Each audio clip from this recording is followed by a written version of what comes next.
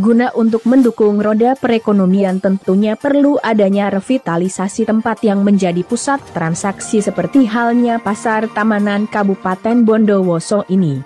Sehingga Pemkab setempat tidak sebelah mata dan menganggarkan hingga miliaran rupiah guna menunjang jalannya roda perekonomian masyarakat. Sehingga masyarakat lebih optimal dengan sarana dan prasarana yang memadai.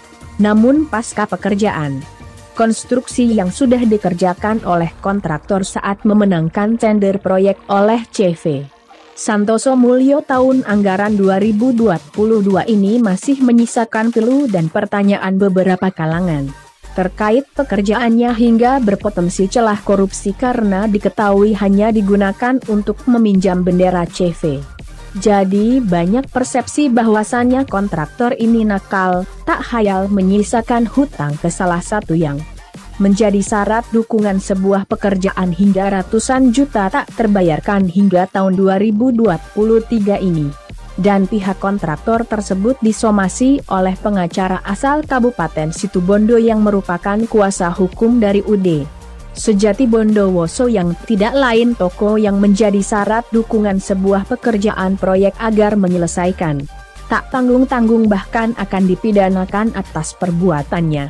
Sabtu, 2 September 2023. Mari kita simak selengkapnya di Arjuna News yang mengabarkan lebih dari sekedar berita.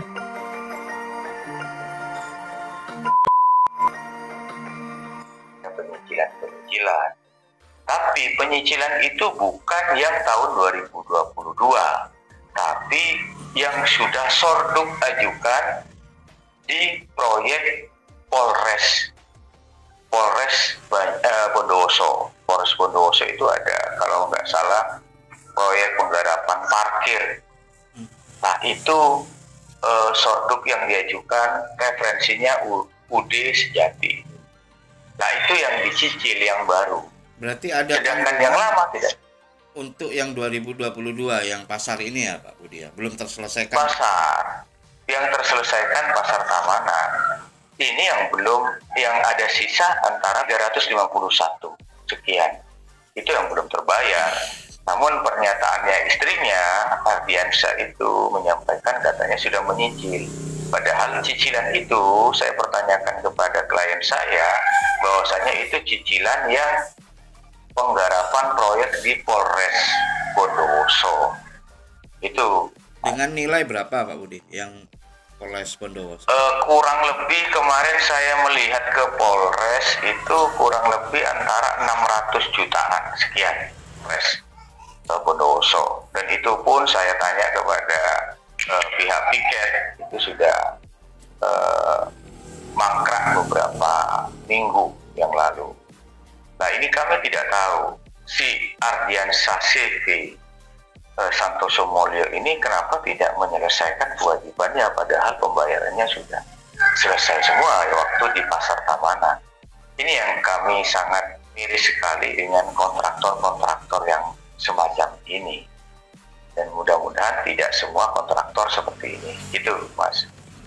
Dalam hal ini dari beberapa kontrak yang belum terselesaikan khususnya 2022 ini, selaku kuasa hukum UD Sejati, ini apa yang akan diambil langkah selain klarifikasi kepada yang bersangkutan untuk menyelesaikan Pak Budi? Karena kami sudah komunikasi berkali-kali dengan via telepon yang sudah saya dapatkan dari klien kami, tidak pernah diangkat. Walaupun masuk tidak pernah direspon. Itu yang sehingga kami berlangkah untuk datangi ke rumahnya. Ternyata di rumahnya juga namanya seorang kontraktor, menurut istrinya jarang pulang juga di rumahnya ya. Jadi juga kesulitan ya. Begitu sibuknya kontraktor ini, berarti kan banyak proyeknya. Ada di luar kota, ada di Malang, ada di mana menurut istrinya. Namun saya kan menginginkan mereka ada etikat baik. Yang pertama ada etikat baik, bagaimana dia bisa menyelesaikan kewajiban-kewajibannya.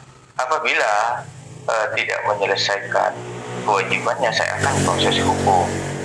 Saya sudah kirimkan somasi Kemarin saya sudah kirimkan somasi, saya kasih jangka waktu, tinggal saya menunggu jangka waktu somasi pertama. Apabila tidak diiakan, kami akan kirim somasi lagi sesuai dengan prosedur, dan saya akan lakukan langkah-langkah hukum, karena ini merupakan hal yang perlu dilakukan dikarenakan banyak para toko-toko yang memiliki usaha bangunan juga dibuat seperti ini. Jadi kita memberikan edukasi kepada para kontraktor-kontraktor CP, mohon untuk bisa diselesaikan proyek-proyeknya, diselesaikan kewajiban-kewajibannya kepada toko-toko, apalagi yang dia memiliki sudah membantu sorduk itu. Walaupun kontraktor itu tidak memiliki salah, kan dia sudah membantu kontraktor untuk mensukseskan proyeknya. Jadi harapan saya untuk bisa segera menyelesaikan dalam waktu yang secepatnya. Langkah hukum yang akan diambil Pak Budi, ini menurut pandangan Pak Budi selaku kuasa hukum, ini perbuatan melawan hukumnya gimana Pak Budi?